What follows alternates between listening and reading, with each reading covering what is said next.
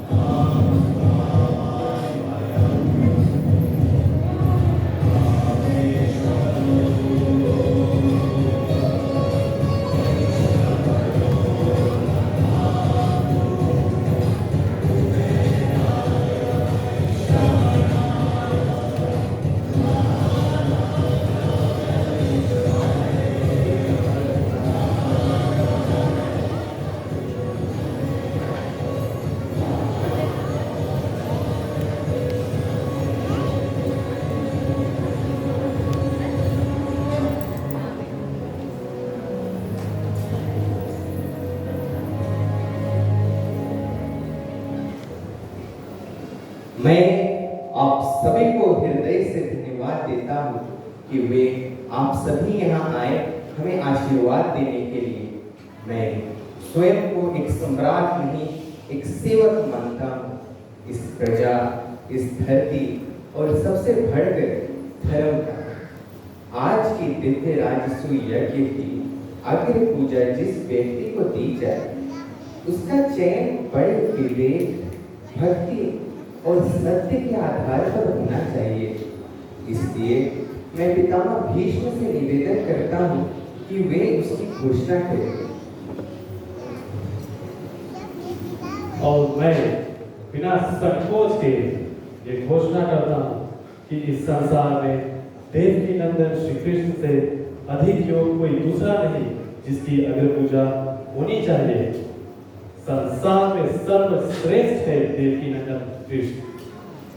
तारों के बीच में चमकता चंद्रमा है। वत्स युधिष्ठिर, इनकी असंख्य लीलाओं को देखकर आपको यह समझ जाना चाहिए कि यह धर्म के पिता है। देवासुदेव कृष्ण, ये सब आपके बिना संभव नहीं। हमें आशीर्वाद दीजिए। देवकी नंदन कृष्ण की अग्र पूजा की जाए।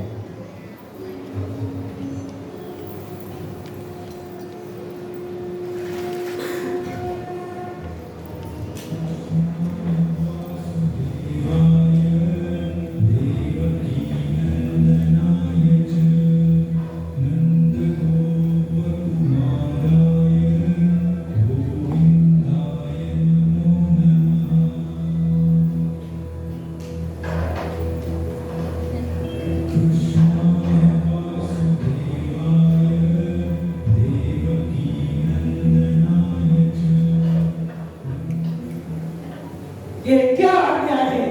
एक ग्वाला, एक चरवाहा, उसकी अगर पूजा। मैं जानता हूँ तुम्हारे हृदय में मेरे प्रति द्वेष है, लेकिन ये सभा धर्म ज्ञान मर्यादा का पालन करते हो। तुम अपने शब्द से अपमानित कर रहे हो। धर्म मर्यादा, ये सभा तो एक मूर्ख की तरह चल रही है। सुपात, अपने शब्दों को लगाम दो, तो यही पटक पटक कर मारूंगा। नहीं प्रिय, शिशुपाल हमारा अतिथि है और अतिथि का निरादर हम नहीं कर सकते। तुम्हारा मेरा अपमान कर रहा है। उसकी माँ ने उसे वचन लिया था, उसके 100 अपराध तक मैं उसे अवश्य क्षमा करूंगा। तेरा मान ही क्या था रे, जो मैं तेरा अपमान करूं? यहीं खड़े खड़े में तेरा 300 बार अपमान करूंगा। शिशुपाल, यदि तुम चुप न हो तो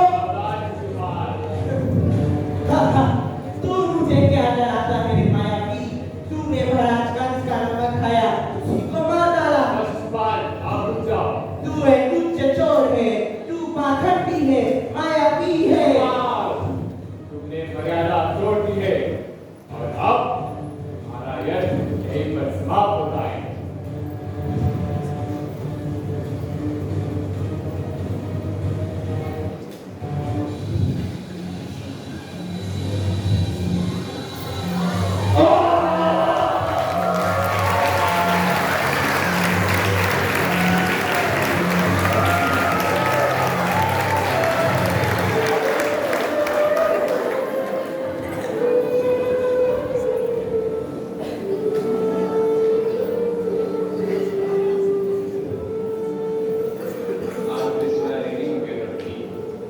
समय आने पर एक तरह के क्या होगा।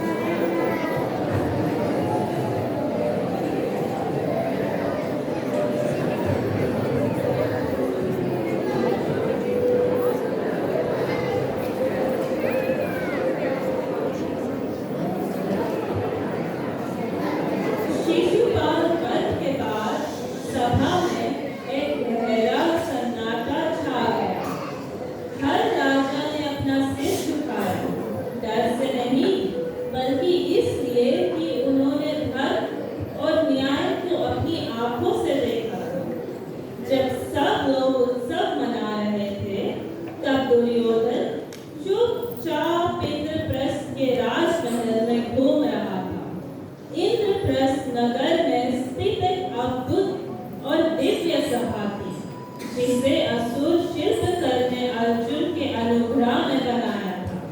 ये सभा अपने भव्य वस्तुकला, चमत्कारों और दिव्य रचना के लिए प्रसिद्ध थी। उसके अंदर जल भूमि जैसा प्रतीत होता था और भूमि जल जैसे दिखाई देती थी, जो किसी भी दर्शक को भ्रमित कर सकता था। स्वर्ण, रजत, मणि रत्नों से सजा ये सभा एक ऐसे स्वप्न जैसी थी जहाँ प्रकाश और छाया का खेल था। माया सभा न केवल इंद्रप्रस्थ की शान थी, बल्कि धर्म और अधर्म के संघर्ष की मुख स्थली भी बनी। जो कुछ दुर्योधन ने देखा, उसने उसका मन हिला दिया। ये महल किसी सपने से कम नहीं था। सब कुछ इतना अलग, इतना भव्य था, जैसे ये सब उसका मजाक उड़ा रहा हो।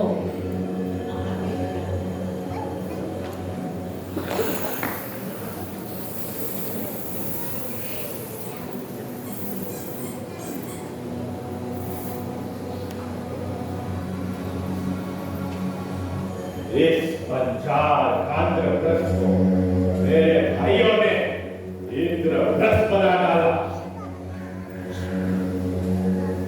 हर एक मकान चमक रहा है जैसे ये देवताओं का घर है।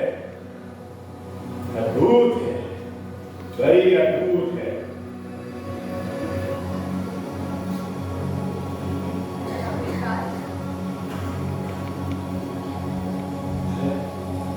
या तो पानी है, जल।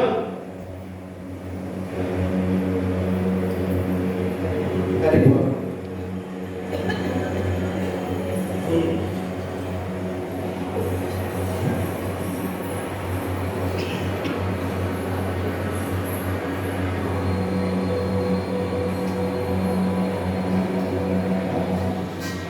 आग?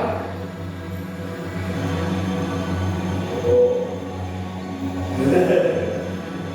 ये आग नहीं है।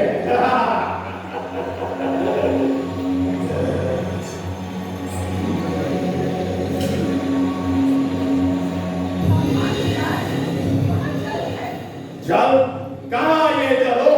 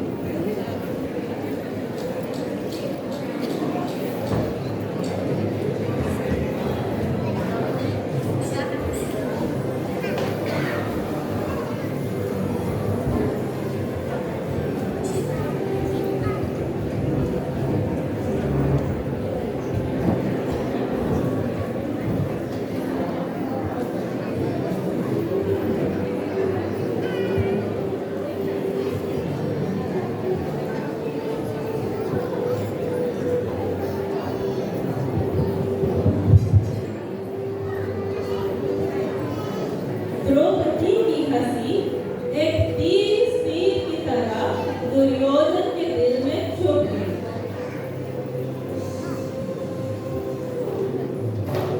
इंद्रप्रस्थ का वो शान, वो उजाला दुर्योधन के लिए सिर्फ एक अपमान का घाव था, और इस आग को हवा दिया खानदार राजा शकुनी ने। शकुनी जो कहने को तो दुर्योधन का मामा था, पर अंदर से जहरीला सांप था। बचपन में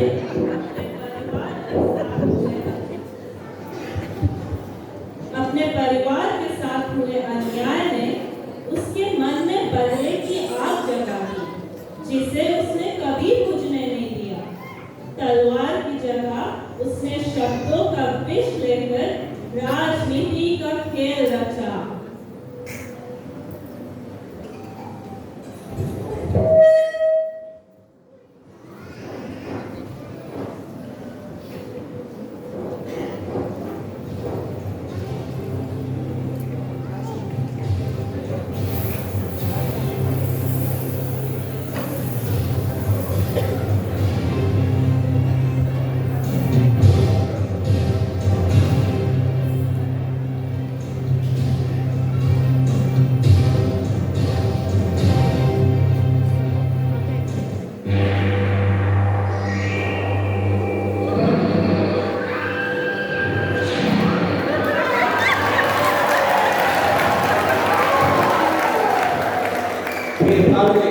ये मैं क्या सुन रहा हूँ? ये मैं कैसे बता सकता हूँ बाबा श्री कि आप क्या सुन रहे हैं? सुना है तुम बड़े भोगे हो। मामा, मैं आपके बातें बहुत सुन ली। मैं आपके हाथ में आने वाला आशा नहीं हूँ। मैं दुर्योधन हूँ, दुर्योधन। धीरज से काम लो बच्चे, धीरज। युधिष्ठिर को हस्तिनापुर का युवराज नहीं बनाना चाहता था। मामा, युधिष्ठिर ने राजसूय यज्ञ भी कर ली और हमें जाना भी पड़ा, दिखाना पड़ा कि मैं कितना पुरुष हूँ। चिंता मत करो भांजे, धीरज से काम लो। मामा, मुझे धीरज से काम नहीं आता। उस नागिन द्रौपदी की हंसी मेरी कानों में दिन रात चुभ रही है। इस अपमान की बदला मैं जरूर लूंगा। उन पांडवों को खून के आंसू लाऊंगा। बाबा, खून के आंसू। उस द्रौपदी की हंसी तेरे हृदय में सुई की तरह चुभ रही है। मुझे आज्ञा दो मित्र कि मैं तुम्हारे लिए इंद्रप्रस्थ को भस्म कर दूं, और यदि तुम चाहो तो सेना लेकर चलो और इंद्रप्रस्थ की ईंट से ईंट बजा दो। अरे तुम रहने दो अंगराज, योद्धा होने का ये अर्थ नहीं ना दिन देखो ना रात, भगवान उठाकर चल पड़ो रणभूमि की ओर। मैं एक क्षत्रिय हूँ मामा श्री, ज्वारी नहीं। मुझे आज्ञा दो मित्र। मेरे प्रिय भांजे, मेरे पास एक उचित योजना है। क्या बाबा श्री? उन पांडवों को युद्ध खेलने के लिए हस्तिनापुर बुलाओ। लेकिन वो चौसर खेलने क्यों आएंगे? याद रखना भांजे, ये योद्धा न युद्ध का निमंत्रण न युद्ध का आमंत्रण ठुकराता है, इसलिए वो अवश्य आएंगे, अवश्य आएंगे।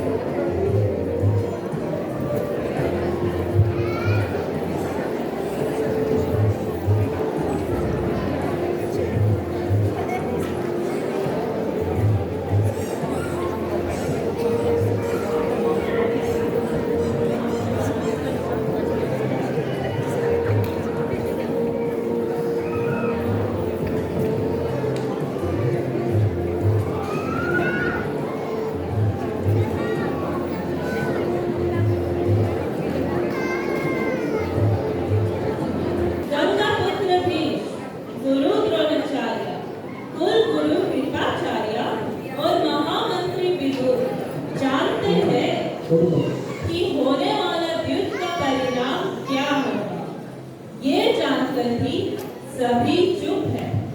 भीष्म प्रतिज्ञा से बंधे हैं। द्रोण और कृपाचार्य के हाथों को धृतराष्ट्र के नमन ने सी दिया है।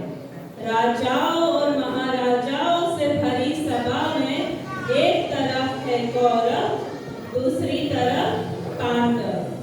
चलो चले देखें कि शकुनी और उसके कपटी पासे यहाँ क्या करते हैं।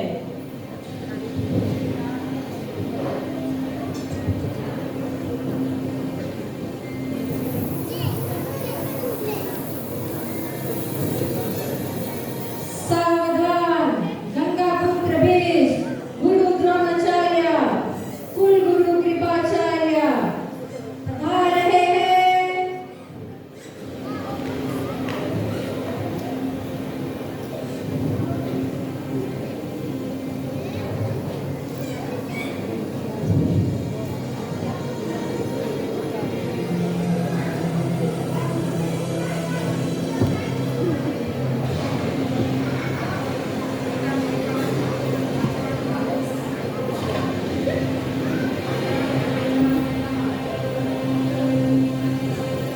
राज दुर्योधन, अनुज दुशासन, गंगाराज शकुनी और अंगराज कर्ण आ रहे हैं।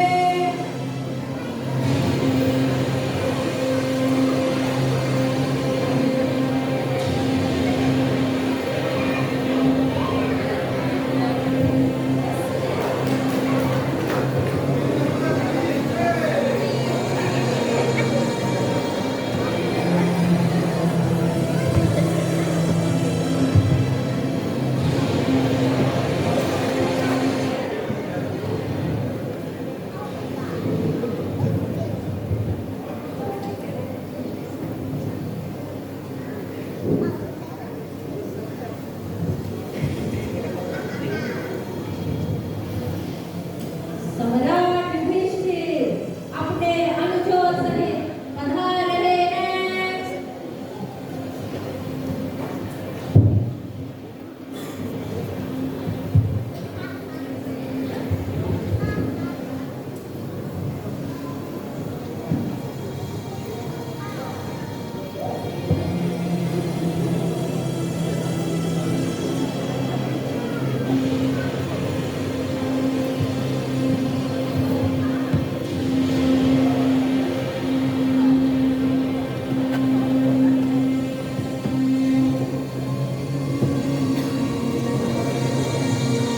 प्रणाम पितामह।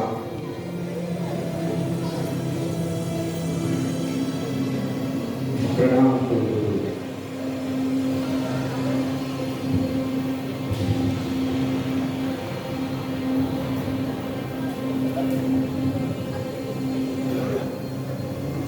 प्रणाम महर्षि। आयुष्मान भव। विजयी भव।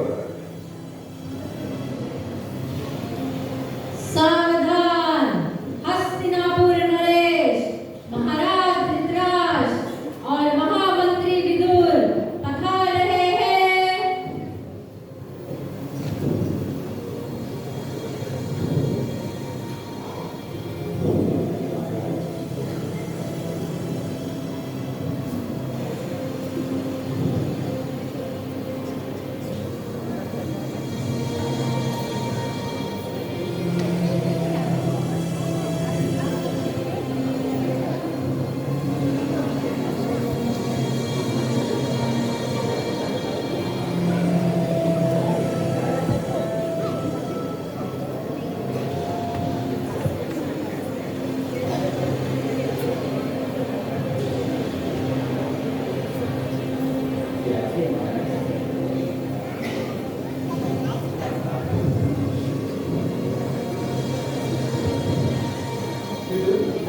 क्या सभी लोग आ गए? जी हाँ महाराज, सभी लोग आ गए हैं और आपकी आज्ञा की प्रतीक्षा कर रहे हैं। नृत्य आरंभ हो।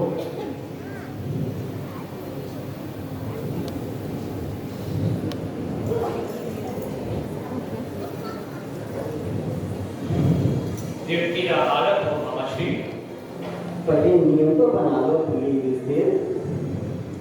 भाइयों के बीच में नियम की समावेशी ये दाव पर मैं लगाता हूँ क्यों, लेकिन आशा मेरे प्रिय मामा ही फेंकेंगे। युद्ध का आमंत्रण तो आपकी तरफ जाएगा प्रिय भ्राताश्री, तो आप पासे मामा श्री क्यों कहेंगे? यदि आपको पासे फेंकना नहीं आता भ्राताश्री, तो युद्ध के लिए हमें आमंत्रित क्यों किया?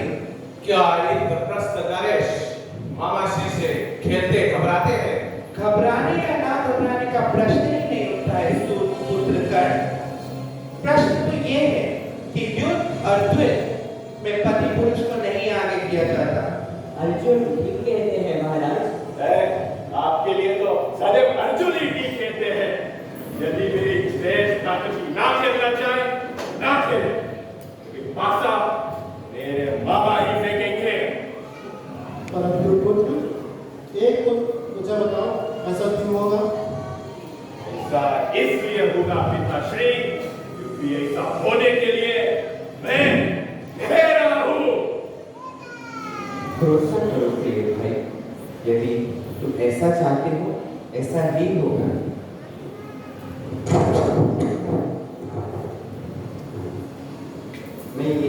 मैं ये अनमोल हार गांव से लगा रहा हूं।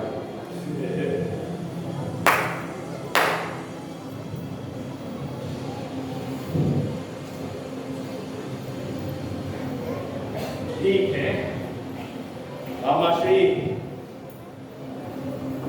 चार चाहिए, चार। अवश्य भांगे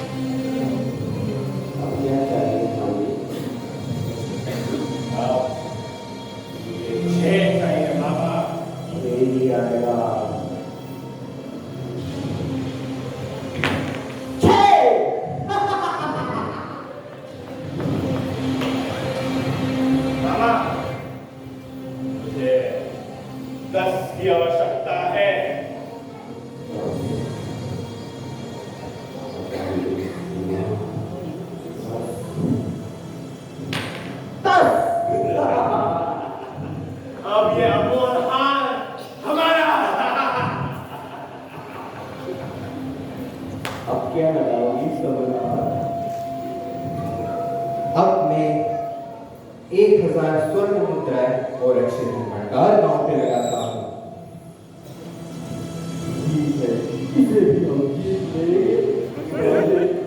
बाबा साथ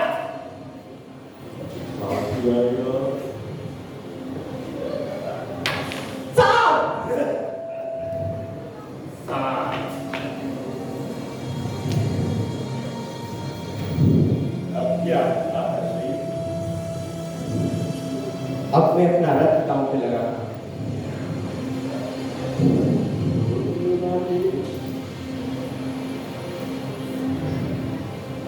बारह मामा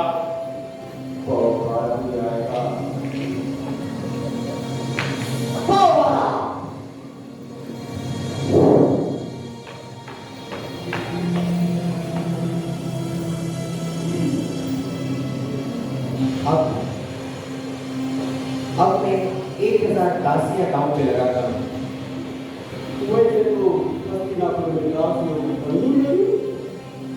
लगाना चाहते हो इस दासियों को भी अपनी प्रिय बाजी के लिए बाबा आ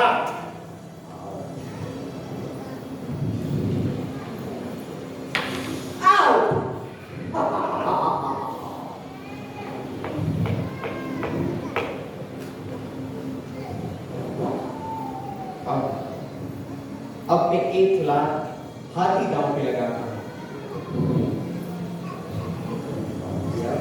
बाबा साथ चाहिए, साथ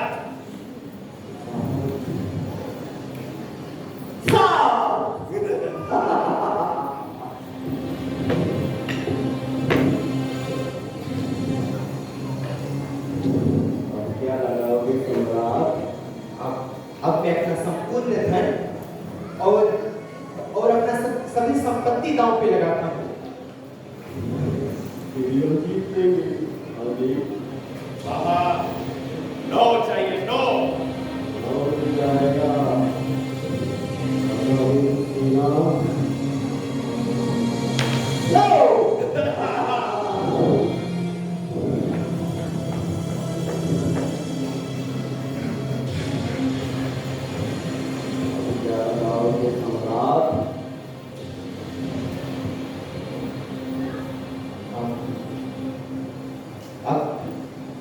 अब मैं इंद्रप्रस्थ दांव पे लगाता हूँ। महाराज, युद्ध की समाप्ति की घोषणा कीजिए महाराज। काकाश्री, युद्ध का मंत्रण मैंने भेजा था, तो समाप्ति की भी घोषणा मैं करूंगा। बैठ जाए।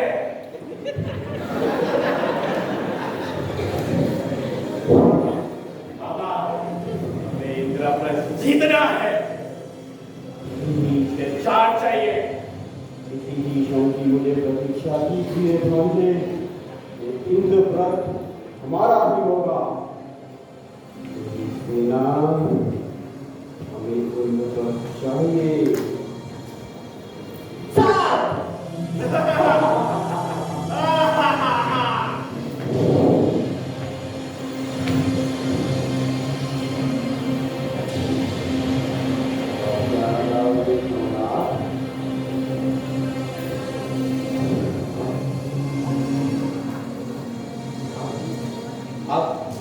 अब मैं अपने प्रिय नकुल को दांव पे लगाता हूँ।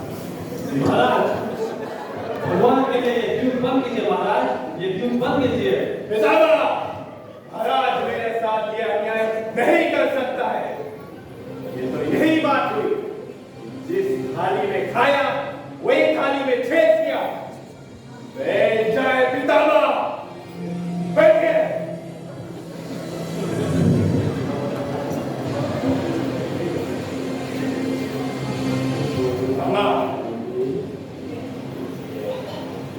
छह चाहिए, 6।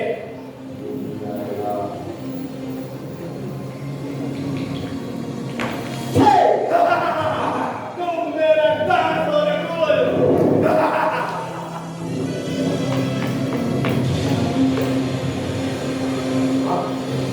अब मैं अपने अनुज सहदेव को दांव पे लगाता हूँ।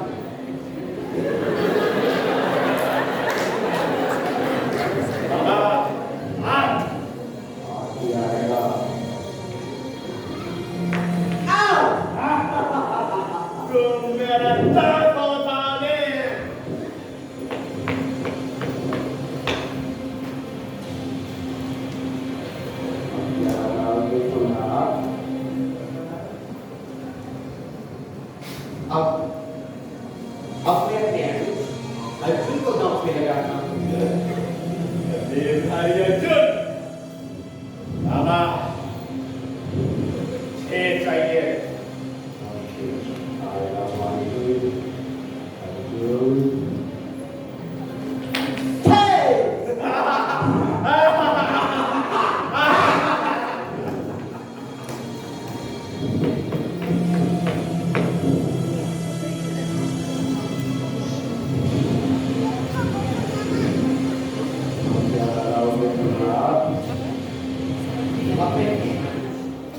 भीम को दांव पे लगाता हूँ।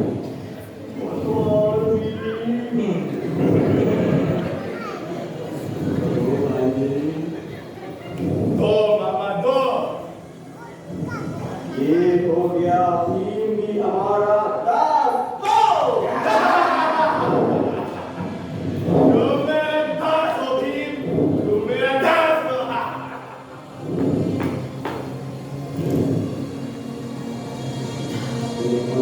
तुम आ चुके सम्राट, अब क्या लगाओगे? मैं अपने आप को दांव पे लगाता हूँ। बाबा, ये जीतना है, युधिष्ठिर को दास बनाना है। हाँ जी, जीतेंगे। 6 मामा, 6।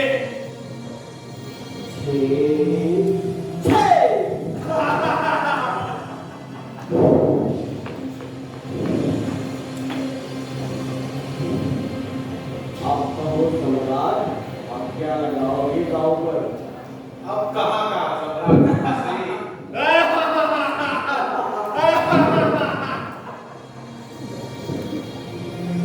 अपनी पीड़न यहीं पर ही समाप्त करना पड़ेगा, क्योंकि गाँव पे लगाने के लिए हमारे पास कुछ भी नहीं है। है क्यों नहीं? वो मृत देवी अभिमानी द्रौपदी जो है, आप मेरे दास हो, बैठे।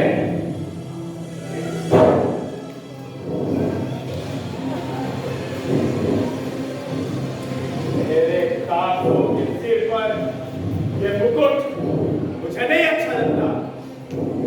चल चल इन मुकुट को मेरे चरणों में रख दो, रख दो।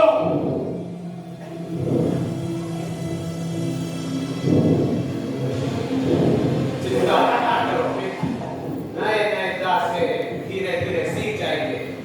ठीक है मित्र। महाराज, इस सभा में हस्तिनापुर की कुल वधु और आपकी पुत्र वधु का नाम इतनी अनादर से लिया गया है और आप ये सुनकर भी चुप है। मैं पहले भी आपसे कई बार कह चुका हूँ, यह दुर्योधन कुरुवंश पर ऐसे कलंक लगाएगा कि गंगा का सारा जल भी इसे ना धो पाएगा। महाराज, मैं आज भी आपसे विनती करता हूँ महाराज, इस काले कौवे को इस राजघराने से निकाल दीजिए महाराज, निकाल दीजिए।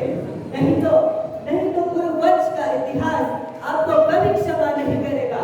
महामंत्री विदुर, केवल आप एक महामंत्री होते मैं अभी आपका शीश काट देता, लेकिन आप काकाश्री है, इसलिए चुपचाप अपने स्थान में बैठिए।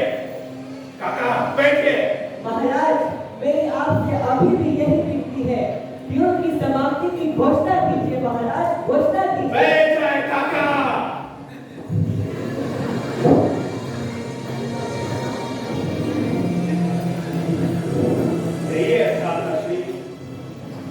लगाते हैं उस द्रौपदी को दांव पर।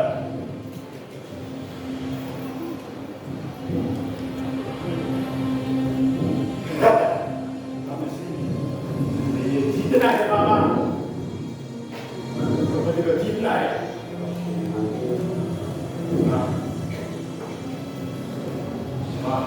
मुझे नो चाहिए, नो। एक और अंतिम बार मेरी सेना गाँव में कूदना है।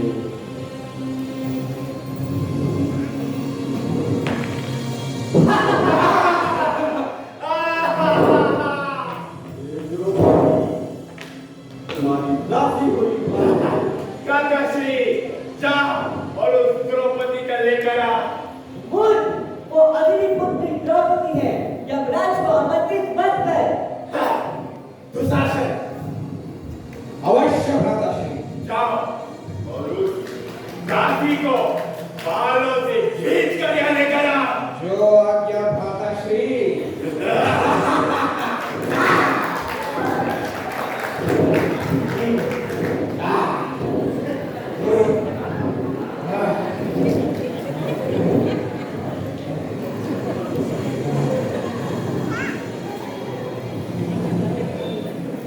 दासी द्रौपदी, बाहर निकल, तुझे सभा में बुलाने का आदेश मिला है।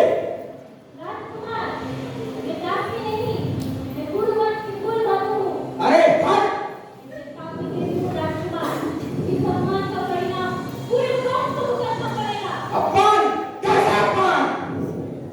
और चल के जा, आजा, चल, चल, दासी।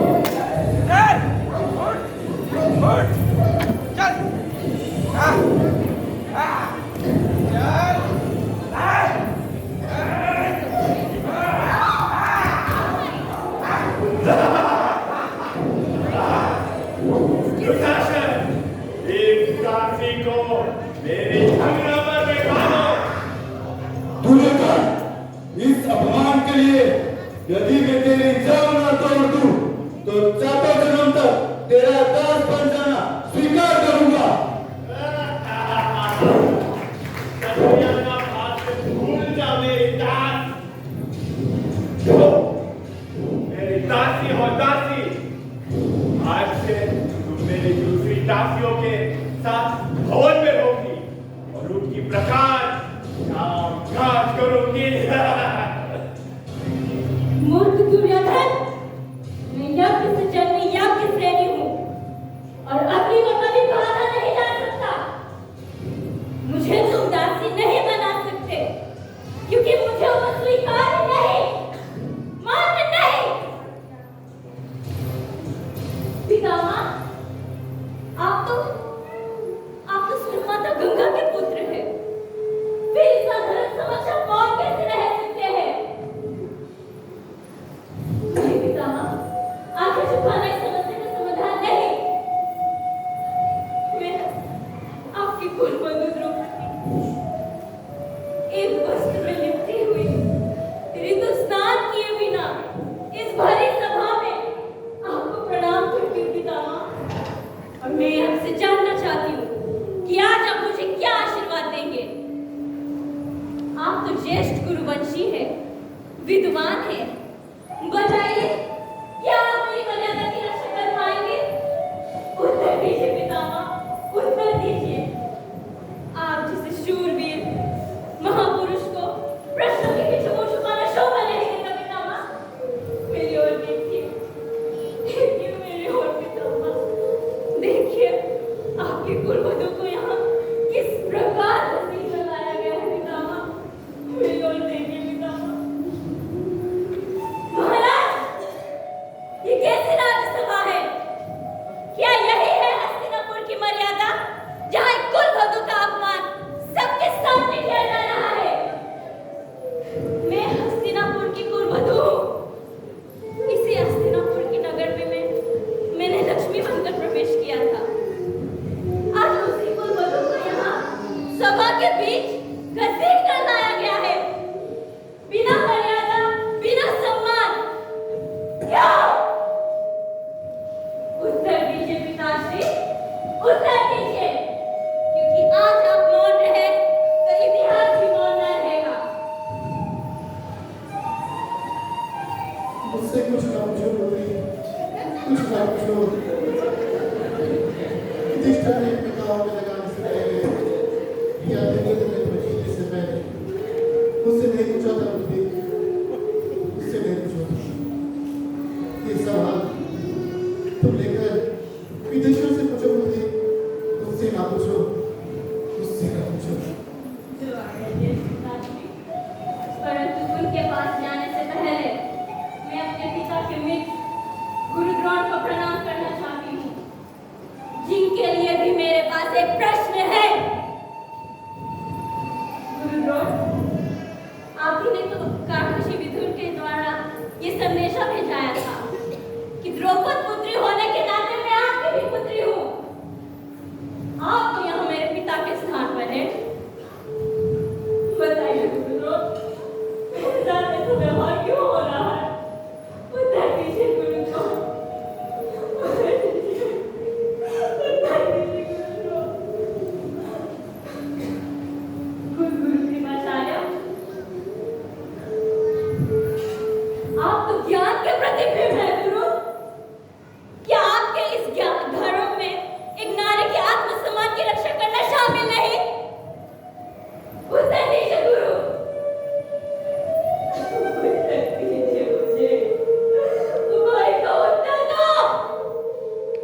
काकाश्री, महात्मा विदुर की नीति इस समय क्या कहती है? क्या एक पति को अधिकार है कि वो अपने पति को दांव पर लगाए? उत्तर दीजिए काकाश्री, उत्तर दीजिए। आज आपसे भी अपने होठों में मौन का दाग लगा।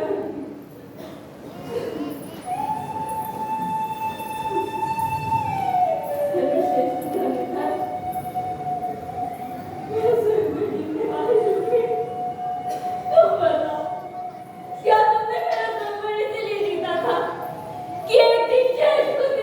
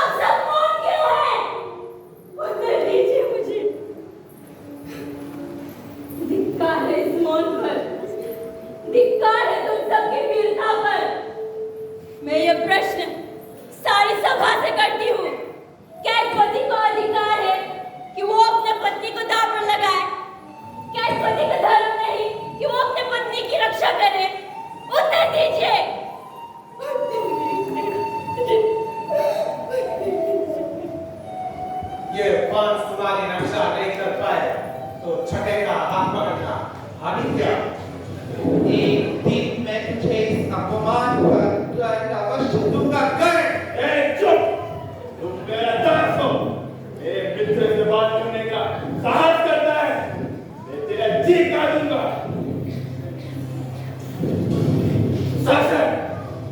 जिस प्रकार इसने मुझे अपमानित किए थी, उसी प्रकार इसे भी अपमानित कर दो।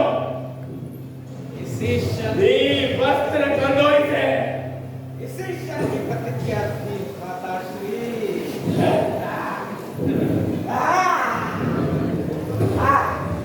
अरे पुत्र!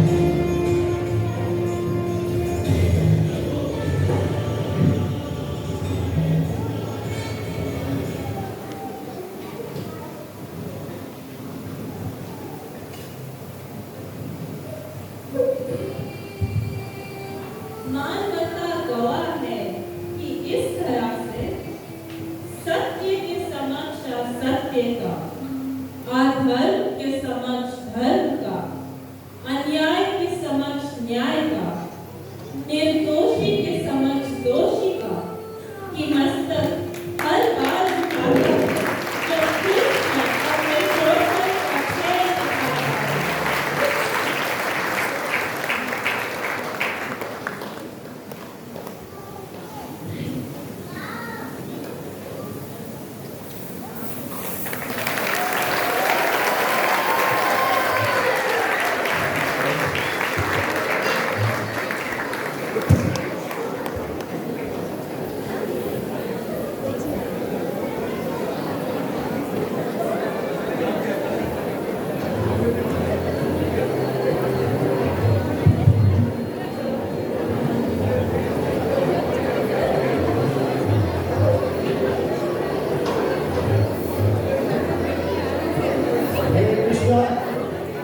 हरे कृष्णा। तो भगवान की ये जो लीला है, इसे हम बड़े इतिहास सीखने को मिलता है। भगवान श्री कृष्ण कहते हैं भागवत गीता में, ये सूर्यदान सर्वभूतानां नाम शांति भजति। भगवान भगवान कहते हैं मेरा से अच्छा मित्र और वेलविशर हमारे संसार में और कोई नहीं है। जिंदगी में कभी भी हमारे जीवन में कोई भी अगर दुख आए हम इधर उधर सहारा ढूंढते हैं, लेकिन हम भगवान की तरफ नहीं जाते हैं। और भगवान जो है वो गारंटी है, उसके पास हमें जाना चाहिए। तो कृष्ण ने यहाँ दिखाया कि मैं द्रौपदी की राज बचाऊंगा। ये came and said Draupadi. So we should always learn how to depend on Krishna, because Krishna is the absolute protector. Thank you very much. I hope you enjoyed the drama. Hare Krishna. Back in the temple, it's about 12:12. So in another 15 minutes, we will be having Aarti. Thank you very much.